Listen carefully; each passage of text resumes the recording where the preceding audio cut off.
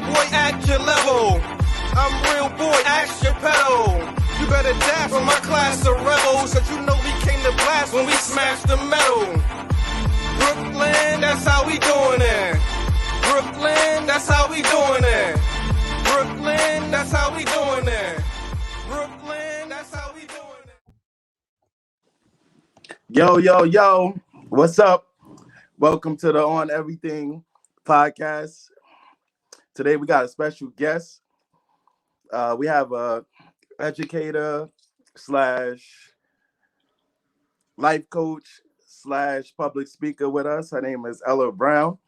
We're about to get it popping today, and we look forward to getting into some topics today. Good to see you, Ella. Good to see you, Jane. Glad to be here. Absolutely. It's a pleasure to be here. I was just thinking like what I was thinking about like what type of things like we should discuss today, right? And Right. as I was thinking about it, you know, like I wanted to get into family values today.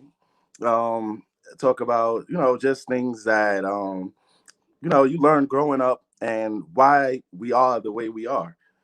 Right. So with that being said, let's just get into it. Okay. So where should we start? Because you know, family values cover a whole lot of different things. So we got like religion, Yeah. we have or spirituality. Some people are spiritual, not religious. Personal conduct, we got morals, education. Where should we start? Because we can cover them all. I mean, let's just jump into oh, that's hard. I mean, let's jump right into religion. That's fine. Okay, let's jump into religion. Okay, so religion, one thing I would say to start us off about family values, and you can think about your family, I think about my family and people who we know, is religion can sometimes be a touchy subject, right? Yeah. And people grow as well because there are people who maybe, like I said, spiritual and not religious. Yeah. And then they, you know, become religious, they belong to a religion, or something may happen in their lives or their experiences, and maybe it's nothing. You know what I mean? And so it all depends on one, of course, family, how we were brought up, and then life experiences. So I say for me, spirituality as a whole has always been a big part for my family. As far back as I can remember. Great grandparents, right? That's kind of a staple. And also in the Black community, it really is a focus in a lot of our homes, right? Because that's all we had sometimes was religion, was spiritual, right? To get us through. So I think that's important. And my take on it is sometimes people are struggling with it because they don't understand. They may not understand the word. They may feel like they want, you know, to come to God or whoever you feel like your God is, but they don't understand the word and they kind of shy away from it. So I think it's important for families to support each other and one another in that aspect, and then support people's growth, because everybody's not going to be at the same place. Everybody's not going to be as religious or spiritual as you. And you know, you have to just support everybody and bring them up and help guide them, and then let them choose for themselves what it is they want to, what they choose to believe. What are your thoughts? Absolutely. Well, I mean, you know, my thoughts, you know, they all originate from my perspective of things. So like the way I was raised, I grew up in a religious household. So I grew up as a preacher's kid. My dad was a preacher. My grandfather was a preacher. My uncle was a preacher, great pastor. He taught me a lot. You know, he basically raised me more than, you know, everybody else. I grew up with my uncle's, you know, teachings.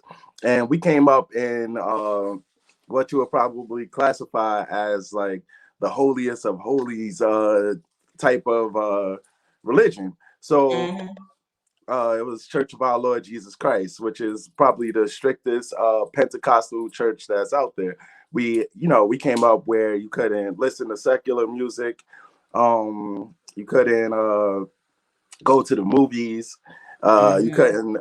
It was very restrictive. No worldly things.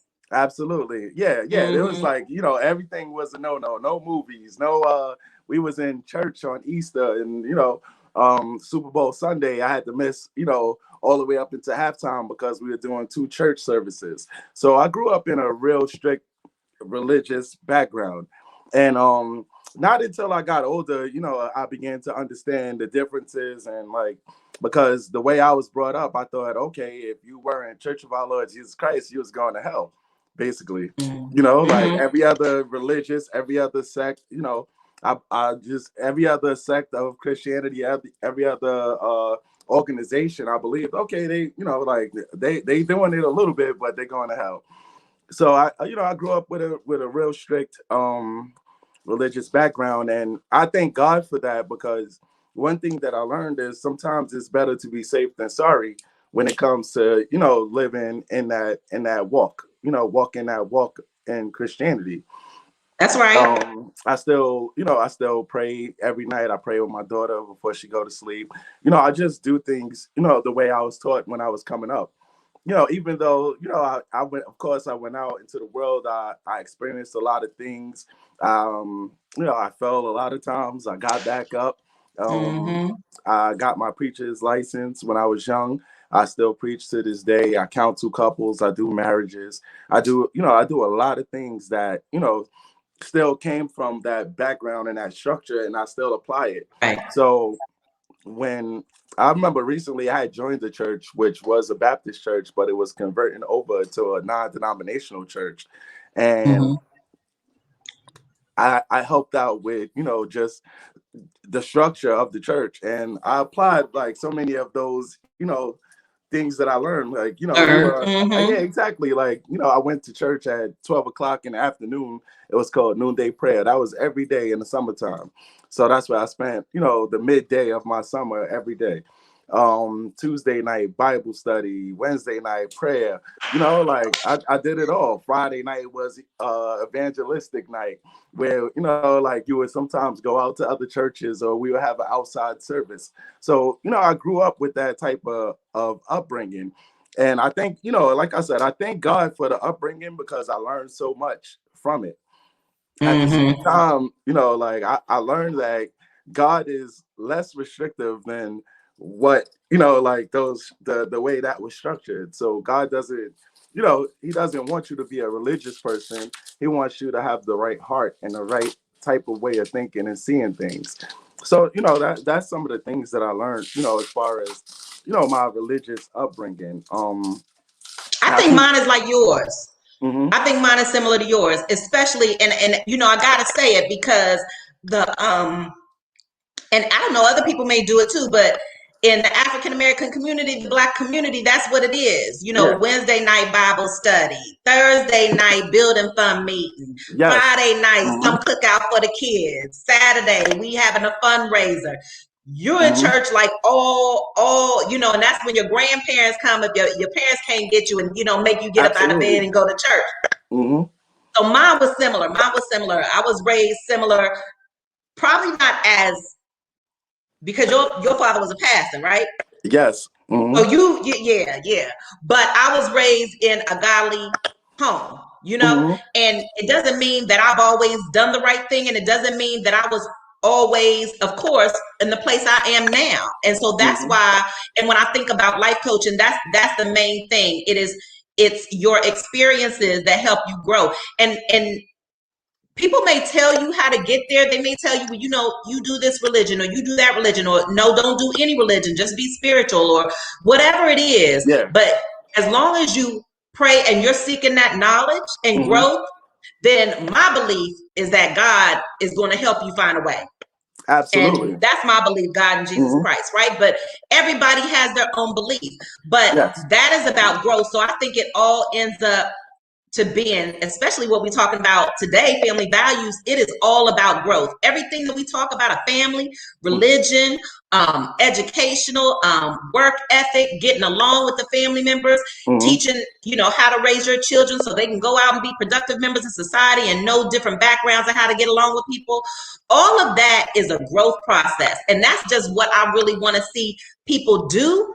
But I want to see people do it in their own time, because everybody's different. So you can't listen to what, somebody is saying, what they think you should do, right? You can take their advice, but then you have to go and reflect on yourself and find out and ask yourself, is that the best thing for you? Absolutely. And when it comes to finding, you know, the best thing for you, you know, it takes a lot of falling and getting back up and, you know, just, you know, the things that we go through. You know, like there was, you know, like I always say, you know, there was a time when, you know, I didn't walk that Christian walk and, you know, I was in the street and, you know, I learned a lot from the street as well. So like, you know, and you know, I thank God for my religious background because my religious background actually helped me deal with the street. So when I was out there on the streets, a lot of people said, "Hey, you know, you don't belong here. You know, like, what are you doing here?" I don't know why do you think that is? Because you touched on something that we talking about religion. Why do you think that is? Because there's so many people, brothers and sisters of all races, who are trying to come to God and they trying to get through and they're trying to ask for help, even though they're not asking for help. So why is it that when you come to the house of the Lord, some congregation members, not all, of course, will look kind of down on you or down on that? So how did you keep persevering even with that?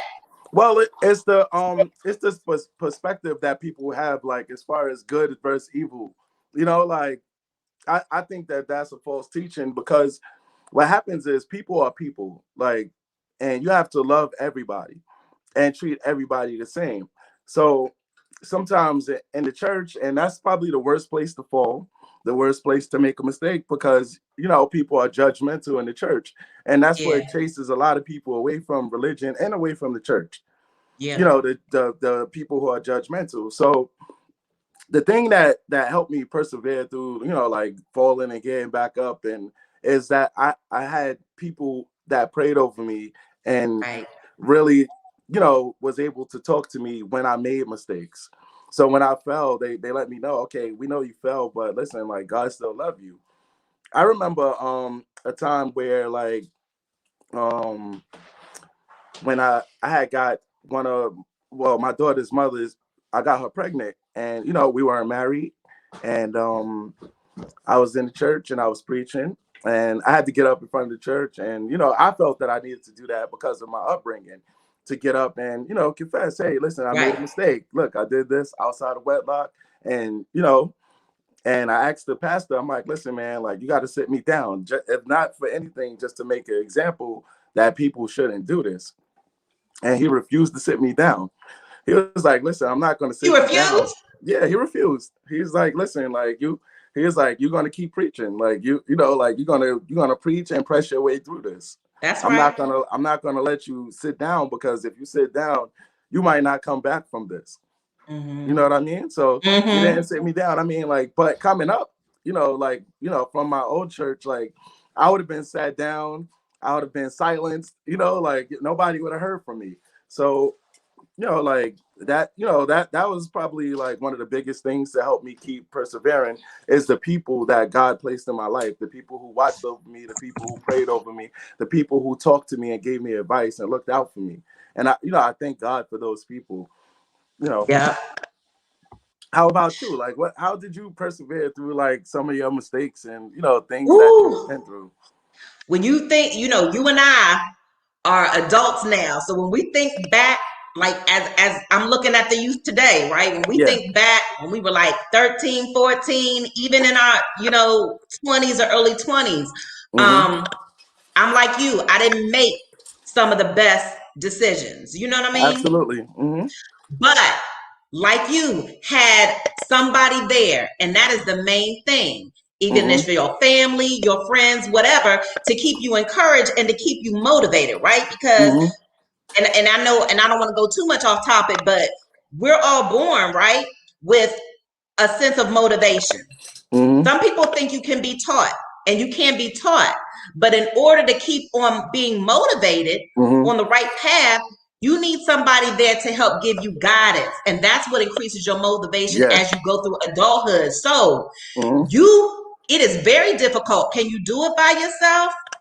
Probably. Is it going to be as successful? No, because you are going to need people there who have walked that path, walked that road, to give you insight, to encourage you, and to help guide you. And then that way you'll figure out, okay, this person, I'm going to, you know, I'm going to roll with them. They're helping guide me the right way. This person, no harm, but we're not on the same path. So, Yes. so I say for me, just like you, messed up a lot, all of that. And then I think I'll say for me, the changing point was when I had my daughter. Yeah. And that's when I was like, okay, so you gotta be, more focused. I wasn't real focused. You know what I mean? I didn't know what I wanted to do, all of that, which is okay. But I think with her, she helped to grow me up a lot because now I'm not responsible for Ella. I've got a mouth to feed. I've got a daughter to raise. I've got somebody to teach who I want to go out here and do better than me, which is what, parents mostly want the kids to do better than them. But I think for me, that religion and help guide the path to my religion, my mother, my father, my stepfather, my grandmother, and my daughter. Because my daughter is in the church now. I started her when she was young kids church, teens church. We teach our kids and take those things from what we learn, and then we teach our kids the same thing so that they can go on and be better people. So I think we're in the same boat. And you live and learn, and we're constantly learning, right, Gene? Absolutely, yeah. It's a lifelong process. You're never gonna get it all the way right like you wanted to, but as long as you're growing and learning, we're good. And what's crazy? Like sometimes, I just thank God for my mistakes. I thank God for them because like all those mistakes, like it was an L and an L. It was a lesson and a loss. But in the loss, I learned something, and I appreciate that. Like every time I fell, every mistake I made, I can honestly say I learned something from it, and it helped me. It helped shape me out to be the person I am today. Like so today, like I'm actually working on a book. I'm doing a podcast. I'm helping other people. I'm able to preach to people. I'm able to teach people. I'm able to show people how to make it through their mistakes because of what I learned. And I'm so grateful for that, and, like to be able to take, somebody like me, God is awesome for this, but to be able to take somebody like me, that's failed so many times, has made so many mistakes and went through so many things, and to be able to use me as a tool to help make somebody else better, I'm extremely grateful to God for that, Yeah. Nice.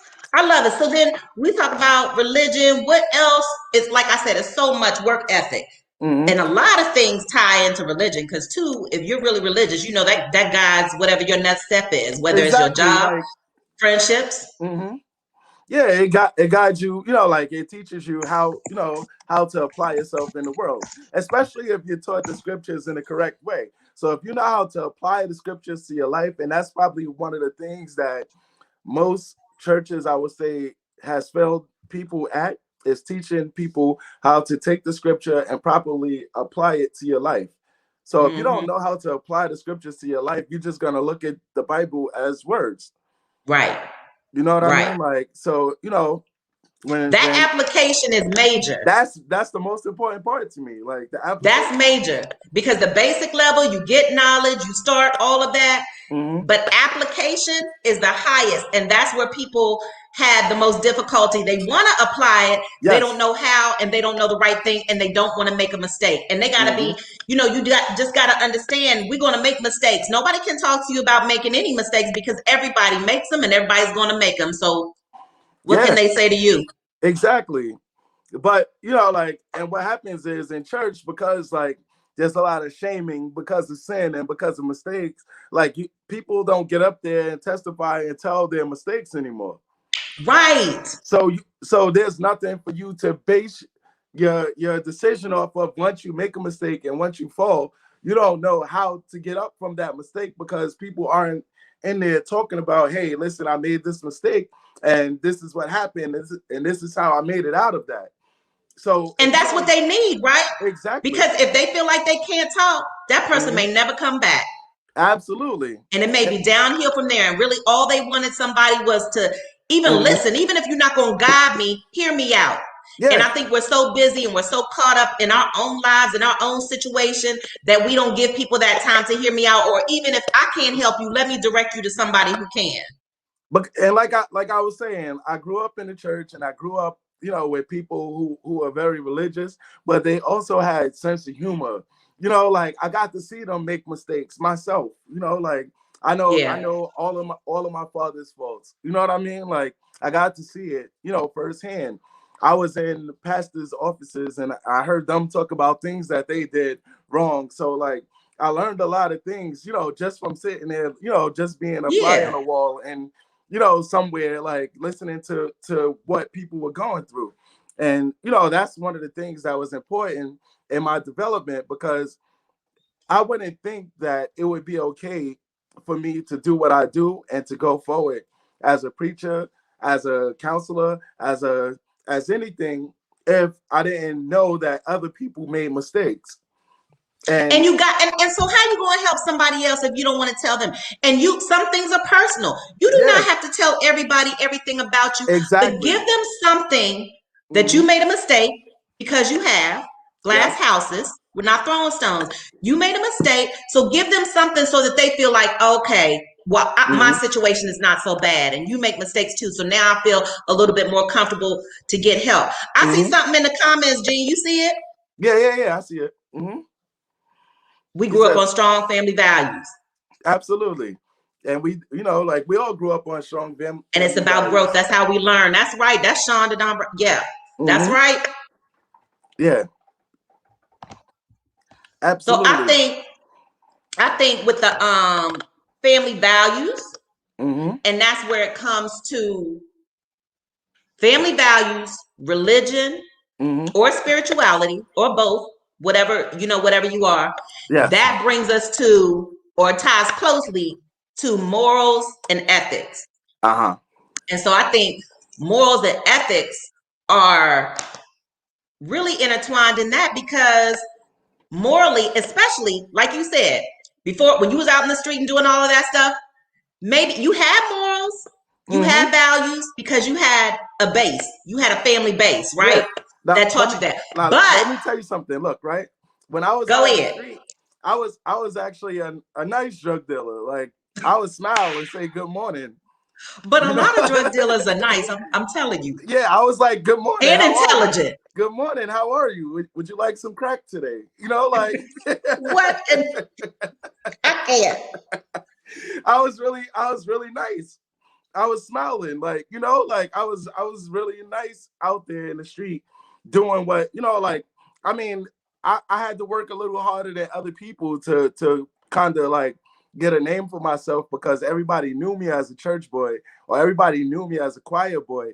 But at the same time, I was still nice with the you know, the drug addicts and everything. Like I'm smiling, hey, you know, how you doing today? You know, like, and it's because of like how I was brought up. You know, I was Right, brought up to respect my elders, and most people who bought from me were older than me. So right. like I was just brought up in a manner where, you know, like you have to kind of, you know, incorporate, you know, like all of this stuff. And I was really successful because I was nice and because I was Yeah. positive. And, you know, to be honest, like I did some shady things when I was out there. And even when I did shady things, I was still nice about it, you know.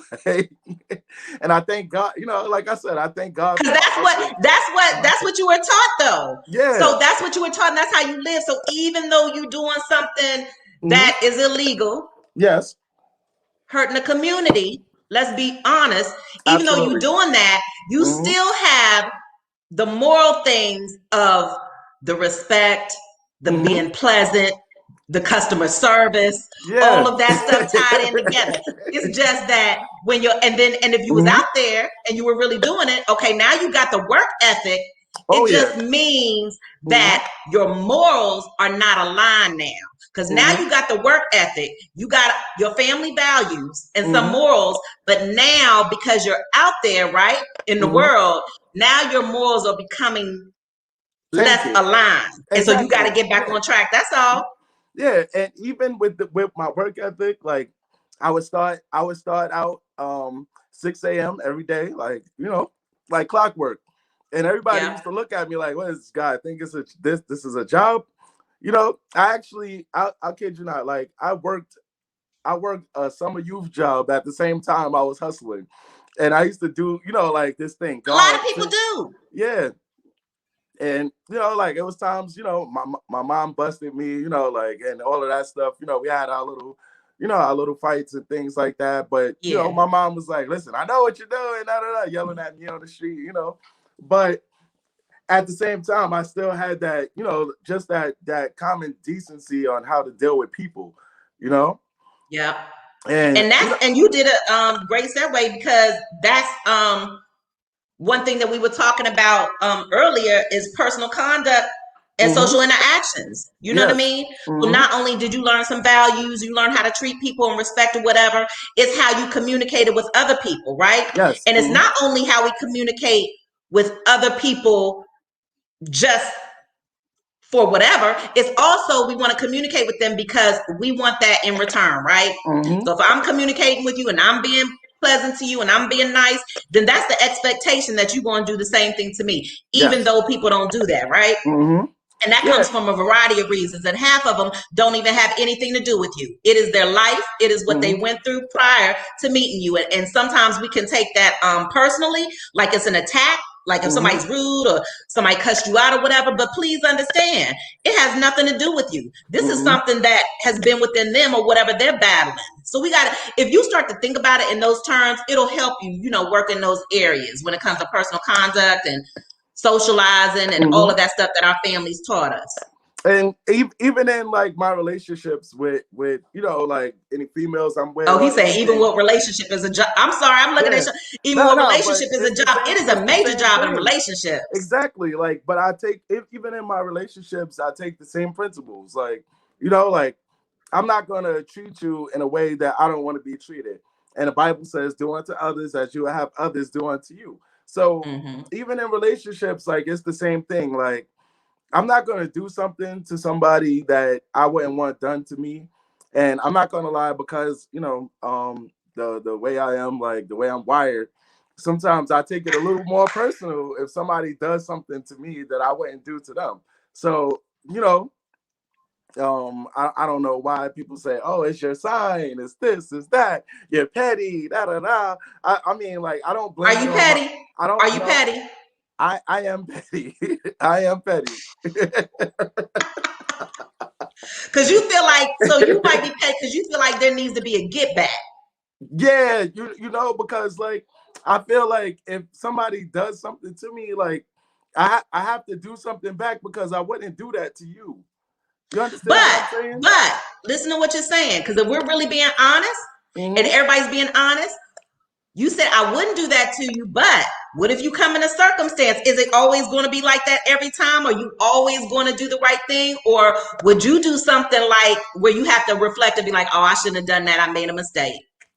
Well, I often when I'm getting people back, or when I'm doing my petty thing, you know, like my petty thing, like often when I'm doing that, I'll feel guilty about it. Like, man, I shouldn't have went that hard. Or maybe I shouldn't have done it in that way. Or maybe it was a better way. So a lot of times, like, I find myself talking more on, like, you know, trying to teach the person that I'm with, like, hey, listen, like, if I did this to you, if you do this to me, like, now I want you to see it from the other perspective.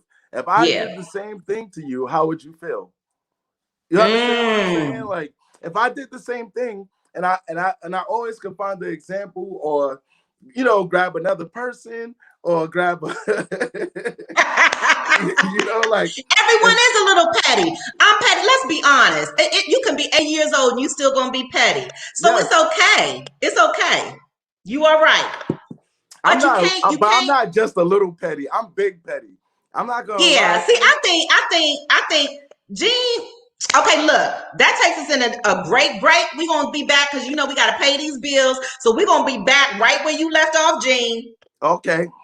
All right, let's take a break. And by the way, you guys can call in. The phone number is 646-309-0421. Let's go to break. Yes, call in with questions. We here to help. We trying to change lives. Looking to podcast shows and do not know where to start? The Evening Rush Network can help you with that. Call us at 929-441-2417 or email us at theeveningrushnetwork@gmail.com for dates and prices. We got you for all your podcast needs. The Evening Rush Network. Tune in, subscribe, and share.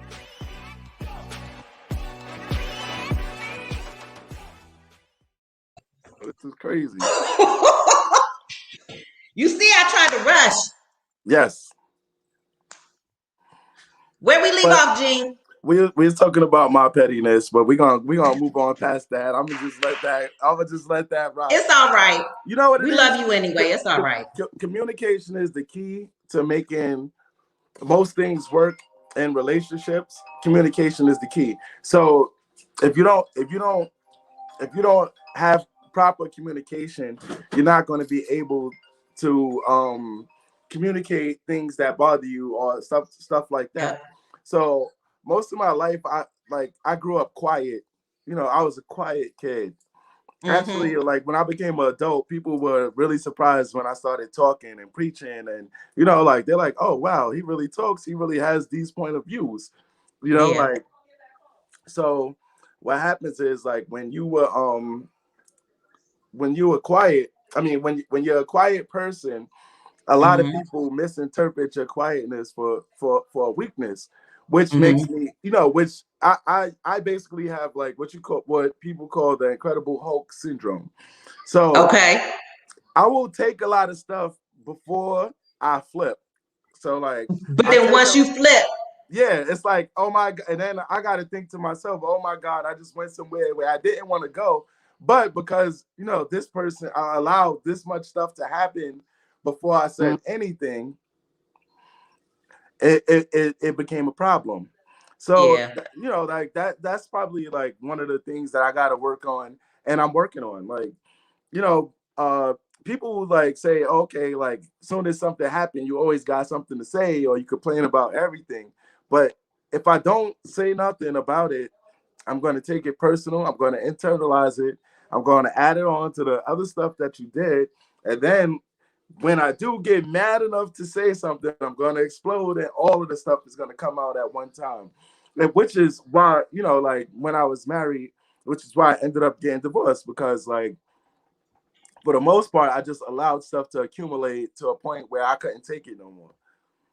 You know, like, you know, that's a very dangerous place to be. So like, you know, it is. So communicating, I believe, is like probably the key to making relationships, any type of relationship work, whether it's at church, on the street, whether it's, you know, parties or whatever.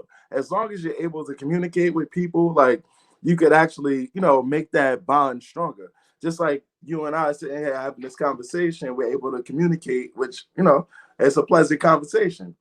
But if one of us was sitting here quietly, like we would be sitting here like, oh my God, I don't know about this, like, you know? So because when people don't, I like that, because when people don't communicate, I mean, it always makes you wonder because you don't know your next step, right? Exactly. So if you're not communicating with me, or you're not communicating enough for me to identify what's going on, then how am I then going to say the right thing back to you, right? Exactly. So if you're not communicating with me, then I'm just going to go on, okay, well, you're not talking, and I might say something out the way, which might make you further upset or further not communicate, but that's because you didn't give me anything to go on. And so it's not saying that, you know what I mean, you have to tell everything, but you have to give that person enough so that they can respond, and they can respond accurately, and they know where you're coming from. And that's why, you know, the thing I say always, and you probably heard this before, is always check other people. Okay, so I hear like you, Gene, I hear you're saying that, you know, communication is important. And I hear you saying that that's an important thing, and that that's your belief, and that you don't open up as well. When you look back in your past, that's something that you feel like you could have done better. And then I'm going to check, and I'm going to say, is that what you're saying? You know, and then you can, you know, validate. Yes, Ellen, that's what I'm saying. And now we can move forward. But if not, now I repeat what you said, and now I'm giving you the option to clarify, so that we don't get off on one accord, because we want to stay on one accord. So now if it's not, you're going to say, no, Ella, this is what I meant. Oh, okay, well then I must have interpreted wrong. So tell me again so I can interpret it right, so that we can move on and progress with this conversation the right way, you know, and that avoids misunderstanding. It avoids arguments. It avoids fights. If people would just do that, but sometimes people get so angry, so upset, or so bothered that they don't feel like they owe anything to anybody else, and then that's when things go left. So, and with that, like, I believe that, you know, communication is probably like proper communication anyway is the single most important thing, like that you can learn in this world. Like, I believe that if you're able to communicate, no matter what walk of life you're in, that you would be able to help somebody else understand your perspective and be able to work with people. So communication goes for business, it goes for the street, it goes for church, it goes for relationships, it goes for everything. So like everything. I'll tell you, like, the thing that made me become a great, or I'm not gonna call myself a great communicator because I'm still getting better at it, but the thing that made me become a good communicator is I started doing sales. And when I started doing sales, I realized that, hey, I got to talk to people to feed my family. And realizing that, like, made me realize, hey, this works everywhere. Like, I could talk to, you could put me with any type of person right now in any room, and I can sit there and have a good conversation with them. And I learned to talk with people about baseball, about the weather, about everything, about the news, whatever is the current events. I learned to communicate. And, you know, communication is the key to unlocking a lot of potential that a lot of people have that are not able to reach that next level in what they're doing. Yeah. So if you're a music artist, you learn how to communicate. Once you learn communication, you'll learn how to get forward in what you're doing. Just like in ministry, like, I'm able to communicate with pastors. I'm able to sit down and talk with, I can say, like I said, in any room you put me in, I can sit down and have an honest conversation with somebody and really connect with them. And that's the important part about that communication, what you just said, that connecting, because that will have people communicate. Then they'll talk to you a little bit more. Then they'll tell you a little bit more because they feel comfortable. They trust you. And then you put yourself out there like you're no better than them. You are just like them. Yes. We on the same level. You know, my sin is no greater than yours, you know. Absolutely. And even if you feel like it is, please be clear that you can start your life now and change that and come out here and get what you really wanted to get from the beginning when you were lost. Yeah, because there's, you know, it's a whole world to be had out there. And for our people, like, you know, like we gotta learn to do better. You know what I mean? And do better. Communication is the part that we're missing. Like, because if you only learn how to talk one way, you're not going to be able to communicate with different people. You're only going to be able to communicate with the people who talk the way you talk. You know, like. And you know what that comes with mindset. What's your mindset? You know, so you say, I'm going to curse. I'm going to be hood when I go in here. I'm going to talk the way I talk. Then people are not going to be able to understand you. So, you know, like, you want to be able to sit down in any room and be able to talk to anybody and to be flexible, basically. You know what I mean? Like, there's a famous saying that Bruce Lee said. He said, "Be like water." And that's the way, you know, I try to live my life. Like, I try to be like water. What does water do? It flows. No matter where you put water at, it's going to flow. You know what I mean? If you spill water on the floor, it's going to keep going. If you, you know, you put it in the jar, you know, it's going to be sitting there. Like, anywhere you put water, it's going to be, and you have to be like water, you know, like, in order to communicate properly with people is probably one of the best talents and one of the best things that you could work on in life. It would get you everywhere. I mean, you could talk yourself right into a job and not have any skills. I mean, I've done it. You've probably done it. Absolutely. And then once we get on the job, we just learn now what's really going on. And then we learn whatever we need to learn. But that, and then also people's personalities, like you said, you know, and I think people have problem with communication sometimes because they're just not used to different personalities, or they don't really want to accept everybody's personality or everybody's individuality because it goes against maybe their own values or their own Yes. morals, and so that kind of blocks you out before you even get a chance to talk and understand the person. Because if you would talk and understand the person, you might find out that y'all have much more in common than you do. I mean, than you don't. Yes. And I think that's what it is. I mean, we all have much more in common than we missed realize. I missed out on so many opportunities when I was young because of that. Me because too. I had my own moral compass. So Yep. what happened? I remember one time I got into a room. I got accepted to be in a movie. It was called Mr. Bill Collector, and the movie never went anywhere. I'm glad that it didn't, because I would feel really bad. But I got offered a role, and like they told me, I had to be Mr. Bill Collector's gay son.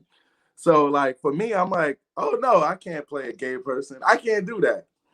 Like to me, like I'm like, just that, like that's offensive. It goes against everything that I learned, coming up, and I'm not going to do it. But and at the end of the day, they're like, okay, we're gonna go forward without you. And like they were like, okay, maybe we'll find another smaller role for you, but we really wanted you to play this role. And I'm just like, this is my first movie. I don't want to do it. Da da da. And I didn't get that part. I didn't accept that part. Yeah. And I'm like, why would you pick me out of all people? I'm a preacher. I'm this. I'm that. You can't you can't do this to me. This is disrespectful. But that's okay. Because you have certain lines. That's where you draw the line. I mean, everybody has everyone. You have to have certain lines drawn based on your beliefs, your morals, your values, your experiences, whatever it is, all of that. You have to do that, right? Because if not, people are just going to have you out here looking crazy doing anything. So you have to do that. So it's nothing wrong with that. It just wasn't for you. And because you left that within the right person who did it, got it. Yeah. And the movie ain't go nowhere. So bless them. See how petty I am? See, look, there goes the petty. Crazy. Oh my goodness. And then like, I mean, like there was another role, and He Got Game. I remember they offered me a role, and I was supposed to, say some curse words that I didn't want to say. And I didn't accept the part again. It was a huge movie. It actually worked out, but I ended up not in the movie because of that. And I felt like the role was too small. At the time I was doing rap music and doing a bunch of other things, and it was 3 lines, and I'm just like, that's too small for me. Like that's too small. That's too small for me. And I didn't accept that, and I ended up not missing out on the opportunity there. But it's because of just my moral compass stopped me from doing that. Right. It was, and it was a loss and a lesson. But at the same time, like I got to see, like I'm like, okay, next time they ask me to do something, I'll see how to be flexible or how can incorporate, how I am with the part that I have. So, and then you might have been in the part, like you said, you was doing video. You might have been a part where you felt like you deserved a little bit more, because right now I'm at this status, right? So when you are at that status, people have to give you a little more. You know what I mean? So that's just business. So that was cool. It's just like a lot of my friends got paid. They got into the actors unions, all of that stuff because of that. And I missed out on that ride, but it's okay. Like at the end of the day, what I was taught coming up, didn't allow me to do that. But again, like I'm grateful for the values that I learned, because I'm able to help people. I'm able to, help people get healed or help people get delivered and freed from so many other things, because of what I learned coming up. And again, I was able to, go through some things and free myself, so I experienced it myself before, I could apply it to somebody else's life.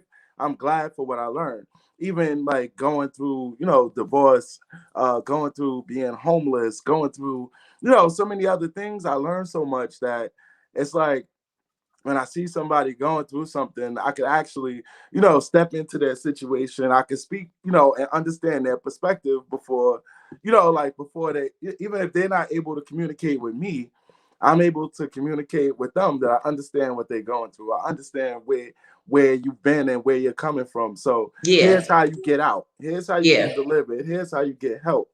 And I'm just appreciative to God, for all of that though. Me too. And me and my brother were talking about, like our, the elders that in our family that passed on. We talked about my mom, like she was a rock to us, like she taught us so much. And then we have my uncle who taught us so much again, and my father, thank God that he's still here. But we talked about him, things that we learned from him, and we actually just had this conversation earlier, looking back on our aunts and just the people who went on to be with the Lord, and that just instilled so much in us and taught us so much. I'm just grateful for my family. I'm grateful for the values that I learned, and I'm glad and I'm proud of the person that I am now. Like I've been good, not aside from the things that we've been through, but or the things that like my shady parts, or like my edginess, like I still thank God for where I'm at this place right now, and that's part of your personality too. Like the edginess and all that, that's who you are, and that's what makes you an individual, and everybody has those gifts, they just got to tap into them. And that's what I'm thankful for, just like you, like those family values and everything. Because if it wasn't for family, if it wasn't for close friends trying to guide us, we would not be here. Yes. We would not be here. Today is today, right? Yes. They say tomorrow takes care of itself. You don't know if anybody's going to be here. So you have to live the best life you can, get better. You're going to grow until we pass. That the learning and the growing never stops. You just get better. But like you said, everything that you went through, and I know that you concur, is that out of pain comes greatness. Period. Absolutely. Out of your pain, that is where your strength and your greatness and your gift and passion is lying right there. Yes. And the hard thing is to make sure that people don't get stuck and get, in that depressive state to where you can't get out, right? You can be depressed, you can cry and all of that, whatever time. Just don't stay there, because that is your greatness right there. Now you have to figure out how to use it. And that's probably what you've been looking for the past 10, 20 years. Yes. That's, it's like you just unlock something. It's like, oh my God, like I didn't know this was here. And, like me and my brother, we were talking about, like, he was telling me like, oh man, you did a good job when you preached at mommy's funeral. And I'm like, bro, like, you don't know, like, I was just trying to hold myself together for everybody so we could, so I could get through it. So what happened was, like, when I finished preaching and I sat off to the side, I just started sobbing, and nobody could see me doing that. But it was like, I just wanted to, I wanted to focus on y'all while I was doing it. But, and focus on mommy and focus on y'all. And then at the end of the day, bring it all back in. And I was trying not to break down. Like, so what I did was, like, I sat in the church, like, maybe like an hour before she got, before everybody got there. And I'm like, all right, let me get it all out now. And I still didn't get it all out. So, I ended up, just crying at the end. But it was like, okay, I made it through, like, the hard part. Because, like, sitting there preaching with my mom in the casket right before me, it's like, geez, like, how do you get through? Yeah. But, that's what she would have wanted. She would have wanted me to be strong for the family. And that's exactly, what I did. And I'm appreciative to God for giving me the strength to do that. At the same time, I just knew that, okay, I'm going to break down at some point. I'm just glad that it was after, the sermon was over. And it was because, because you were in survival mode. You were in family mode, survival. So your need was, let me make sure they're okay. And so that's where your attention went, which was good, because you were able to do that and deflect a little bit from, your grief, because you went in survival mode for the family and making sure everybody was straight. And so then once you got the time to get home and reflect and grieve, and then people grieve. And then sometimes they may go when they lose a loved one, or even grieve in a relationship. That's the same thing. Absolutely. It's the loss, right? It's not really, anything else. it is that, because people will say, oh, I love this person so much and this, that, and why won't they talk to me, or this, that, and the third, or my family members, I love them so much. But what it really is the loss that you're experiencing. And so now from that loss comes the pain, and that is what's uncomfortable. And that's why you feel like, oh my gosh, I can't make it. Well, can you really make it? Or were you really that in love? Maybe you were, or maybe you weren't. Maybe it is that feeling of loss, because anytime we lose anything, you lose your car keys, you frantic, and God forbid we lose our cell phones. Oh my goodness.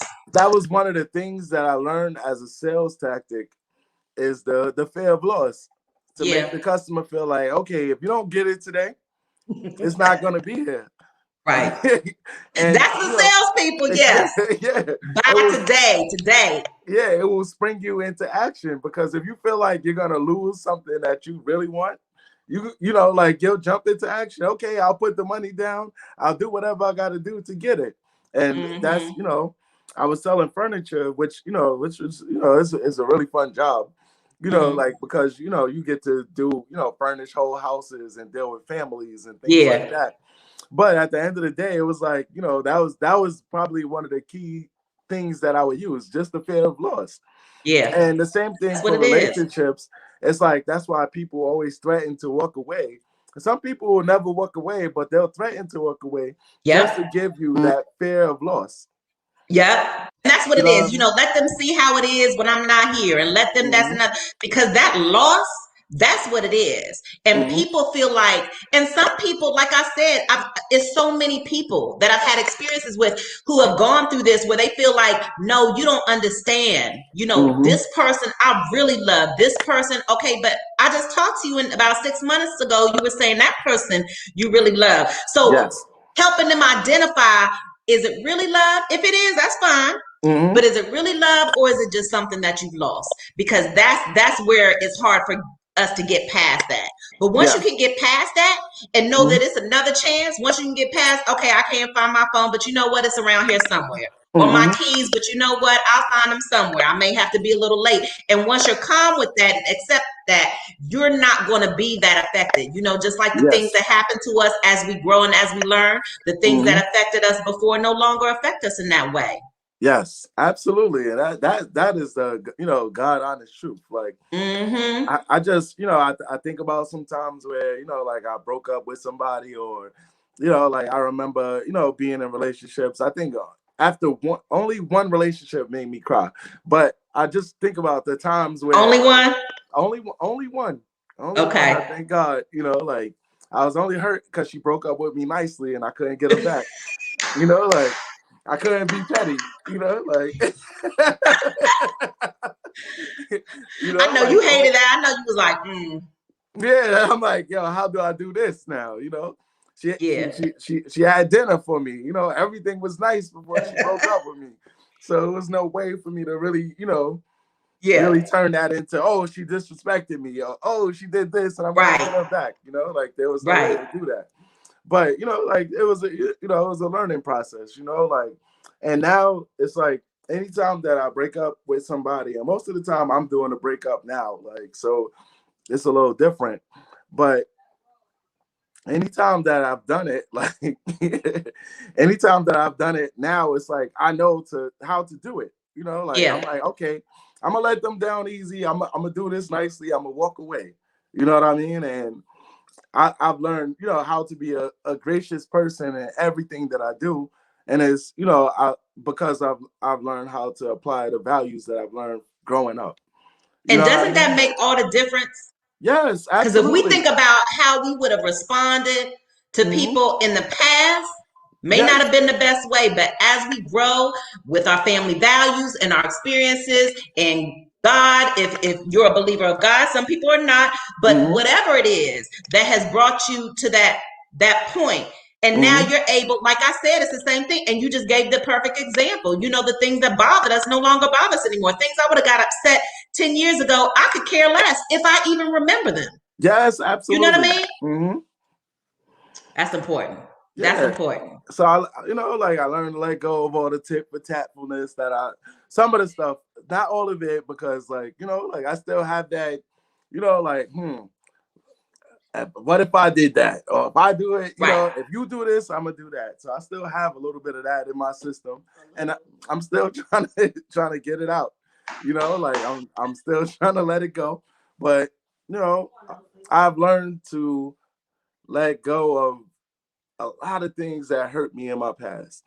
Mhm. And I've learned how to, you know, how to navigate through life because of my upbringing, and you know, like just knowing that God is with me everywhere that I go, and I'm able to apply, you know, like those principles everywhere that I go. It Yeah. helps me. You know, at the end of the day, it helps me to deal with people. It helps me to deal with me. You know, Right. because at the end of the day, you know, your worst enemy is yourself. You know, like because the Always. way the way you treat people, the way Yep. you treat things is, Yep. you know, like that's how that, you know, like the way Yes, and you Gene, yes, you know what? hmm Because that's what I'm saying. You are so right. And you know what? And understanding, people put hmm everybody on a high pedestal. yes, High.